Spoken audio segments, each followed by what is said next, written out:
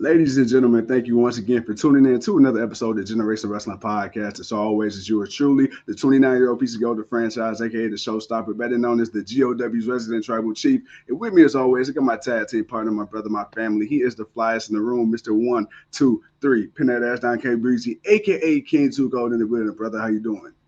Man, I'm good, man. You know, today's a special day, man. So I am excited and I am happy. So, man, let's not waste. Let's get into it, man. And tell the All people who right, we and got. introducing again to the second time for the on the GOW. She is WWE multi-time women's champion, former Impact Knockouts champion, the forever champion in my heart, hardcore country, Mickie James. How are you? Oh, thank you. I'm good. I'm good. How are you? Great, great, great. So, Tuco, I know you had some things you want to get off your chest. You want to talk to the champ first, really quick. Well, we're on the last rodeo. Well, as they say, that this is the last rodeo for you. You have your match with Jordan Grace for the Knockouts Championship, career versus championship match, and you guys had this tag team match where I know you and Tasha Steeles have. She's been kind of having your number, and you this Oh, is something you've been. Well, not just having your number, but just someone who just she's really been, been that thorn in your side, she has and, been and, and nice, and she reminds me of that all the oh, time. And that loves to, reminds everyone loves that right, she, and she loves, and the fact that she wanted, she didn't feel that you deserved it, and your championship opportunity was on the line, but of course because Jordan got the hot tag, the blind tag on you, of course she got the pin in the match. What was going on for you at the end of that match? I think I was insulted. I was insulted because first off, Jordan had already kind of expressed her lack of faith in me and the fact that she thought that I could beat Tasha in the first place. Right, And um, obviously the tensions are high because going into Hard to Kill, the stakes are high. But right. I also want Jordan to respect me, and um, it would have meant a lot for me to shut Tasha up for good. And the fact is I didn't really get to shut her up, did I? Because Jordan tagged herself in and shut her up for me. And I don't need anyone to do anything for me, if I'm Right. uh, and that could be stubbornness. Some could say that's stubbornness, but it's also, a kind of a point to prove because now Tasha can continue to walk around and say that I never beat her. And she's Mm, not lying because I didn't beat her. mm. Speaking of hard to Go ahead. kill, so last year this Mm, time, what a difference a year makes, right? Last year you were fighting Deanna Perrazzo in a Texas, death match, and now fast forward a year later, we're talking about the last rodeo. It's career versus title, you versus Jordan Grace, and Jordan, somebody much like you, even though her career isn't quite as extensive as yours, has become really synonymous with Impact Wrestling, but women's wrestling in general. Hmm. Hmm. Breaking the fourth wall a little bit here. I understand storyline wise this career versus title, but say if this is Mickie James' last match for now, behind the scenes, how much of this was your input, or was it just a circumstance of the fact she's the champion? Well, I think that she's held on to that championship parallel to this last rodeo this whole time, and she's had some phenomenal matches. I've in fact went back and watched a lot of them just so I can study her going into this match. But um, I think that she doesn't want to lose that championship because she's a strong champion, and I think she's done Yes. a remarkable job of representing that Knockouts World Championship as representing, and that's kind of the truth of it is when you are champion, you're representing the whole division, and Yes. she's done a great job of representing the division while she's been champion, and I'm sure she doesn't want to lose it, and I'm sure she's thinking like if she can be the one to retire Mickie James, that's a pretty great notch to put in her belt. The fact Jordan and I have never faced each other. We've never Yeah. that I mean that us being tag eh, partners was one of the first times we've even really ever been in the ring together. So um obviously I think it just kind of worked out. It worked out that way. I was willing to take on whoever the champion was by the time this moment came. And, you know, Jordan had just beat Masha and she's watched me on this last rodeo and she knew that the end, like what I really wanted was to work my way up the roster, and I'm grateful that she realized that, or she felt anyway, that I had worked my way through the roster enough, and it was time. And maybe that is due to some of the fact of we haven't faced each other, and she's defended her championship this whole time while she's watched me do this, and so maybe I didn't really know who else I could beat or how much more. I mean, there's obviously other women on the roster, very talented women. Right. But yeah, it just kind of worked itself out that way.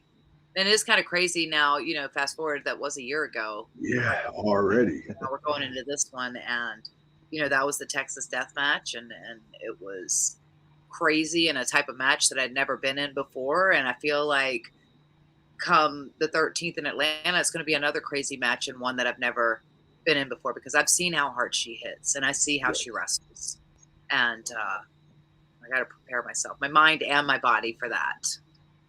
You say prepare yourself. Are you really truly prepared for retirement? If not putting it on you that you're going to lose, because you're hardcore country, we believe that you're going to win, but are you prepared for retirement? Are you prepared to not wrestle anymore? I go on a roller coaster with it, because it has been my identity for the last, not my complete identity, but it's what I'm the best at. It's what I've dedicated my life to, and my passion and my heart to, and given up a lot of things in order to be successful at. I don't know what I'm as good at as I am as wrestling. I don't know what I'm going to do. I haven't really prepared for it. Here's the thing, is I do believe in that mental game. And if I go in there thinking next chapter, or thinking that I'm going to lose, I've already lost. So I can't even think that or put that in the forefront as even a possibility. And I know that eventually I'm going to have to think about that. And I'm open to options.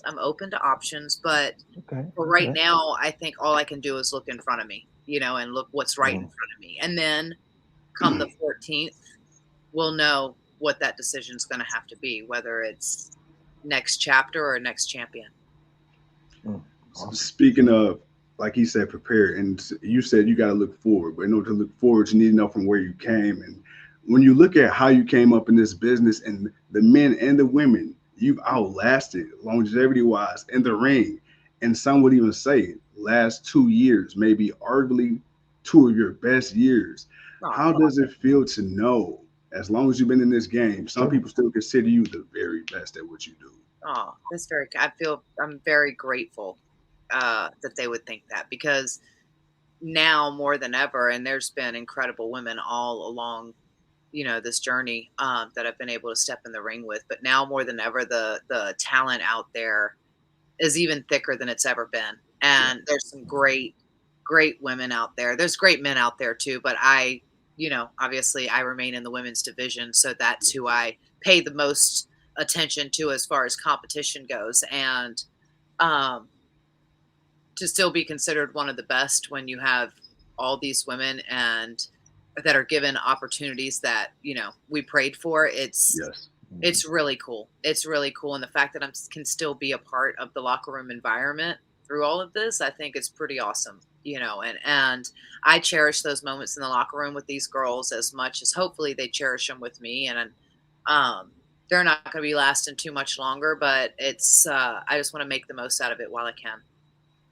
Really quick, looking back, on your days of Impact, what are some of the, we have Hard to Kill pay-per-view coming up. You've made your mark last year, as we've already talked about. What are some of the matches that are the matches that you got to go back and just watch, because those are the ones that's like, man, there's just something about that one match, or if you just have a couple on, that you can think of. No, I struggle to watch my matches back because I'm a perfectionist, and I hate everything that I do, and I just sit there and just nitpick myself apart. Well, not just your matches, but other people's matches also. Oh, well, as far as, for my matches, I was going to say, I still can go back and watch that Clockwork Orange House of Fun match that I did against Jeff Jarrett and like the early days TNA. Because that was something that women just weren't doing at the time. And I was the first and only woman to do it for almost a decade. There was, so I watched that match back. I watched that match back with Deanna from Hard to Kill, the Texas Death Match. I mean, that was pretty awesome. Honestly, every time I've been in there with Deanna, it's been awesome. Like, she might be one of the greatest opponents I've ever been in there with, as far as tit for tat, that balance of two different styles of two different generations kind of really going at it. Obviously the WrestleMania match against Trish will always stand up there just because of the butterflies and the emotions I can still feel, and especially like specific moments when, that was the first time winning the championship. It was my first WrestleMania, and there's times that I got lost in the match and lost in my emotions and lost in the moment. And I can still do that to this day, and I can still go back to those. The cage match with Lisa, with Tara at the time, when we were the main event of the show in a double segment cage match. And it was probably my first cage match since Women Extreme Wrestling, like on the independent, So it was a long time since I had been in a cage, and to do that dive off the top of the cage, which was used forever as clips. Always, because that was a nice dive. The Falls Count Anywhere match with Melina, like that match was dope, and that was something that they weren't really doing a whole lot of at the time. So for her and I to be able to do a Falls Count Anywhere match and fight throughout the entire arena, just that roughness of seeing two women, just you never really got to see it, and just loved it. Because it was very much going into that diva era too, where they were kind of backing off of the women's wrestling as much. And so she and I were really like, she was a Hellcat anyway. And I know that term gets thrown around a lot, but we were unforgiving to each other. We would sometimes not even apologize later, because we had such a relationship like that it was just wild. And, but she always brought out the best in me. She really did. And my whole feud with Beth Phoenix, I mean, I could just sit here and go on. I think what's great is that I like every female, especially storyline wise, the Michelle McCool and Layla, Beth, and they all held a special place in my heart, because they were very different human beings, and they were very different performers and athletes. And so the types of matches and the types of things that it brought out of you were always different. So they're each special in their own way, because of you're not going to get that same chemistry with each person. It's always going to be a little bit different. Mickie, a couple more questions before we let you go. I want to get really, really honest with you. Professional wrestling. Do you think Mickie James will leave professional wrestling a better place than she found it? Yes, I do. Because that was the whole, once I got into wrestling and I realized what I was jumping into feet first, and how different it was, and how much I loved it, and how passionate I was for it, but how I really yearned for women to be seen as credible, equal talents, because I trained with all men. There weren't a lot of women training. There weren't a lot of women leaders at that time, helping to mold the next generation. And now all of that is changing so much. But the whole purpose was to leave it. That's what my trainer told me, was you got to leave the business better than you found it. And if you're not doing that, then you're not doing your job. So if I can't do that, then I will never say my career was all for nothing. But if I couldn't leave it, and even I'd say that I've already in some ways done that, then I kind of misstepped along the way somehow.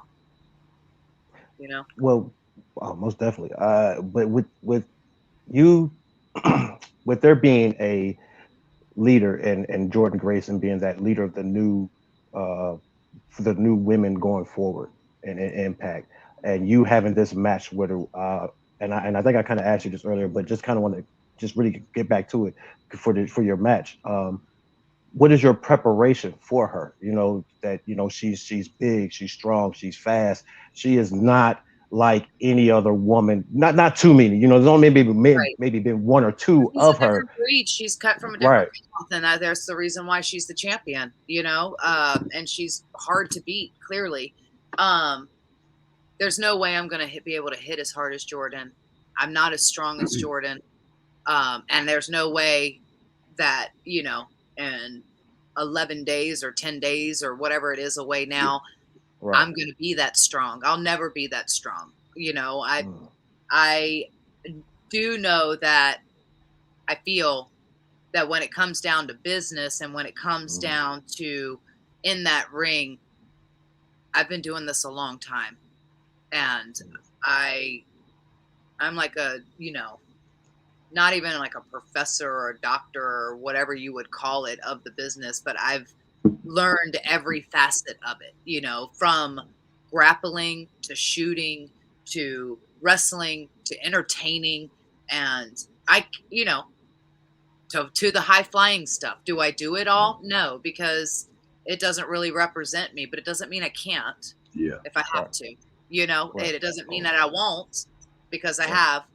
but I'm willing to do whatever it takes. But I have been strength training, obviously, because I'm going to have to be in there next with her. I've been doing a lot of mind and body training and mentally preparing myself, because you have to train your mind just as hard as you train your body. You know, you really do, especially in this business.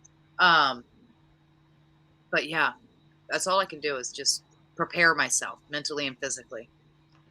Well, speaking of prepared, we got career versus title, said it already. We got Mickie James versus Jordan Grace Friday the 13th, center stage, Atlanta, Georgia. Again, a year away from the classic match that you and Deonna Purrazzo had. Mickie, I know you got to get ready to go. We know you have other obligations.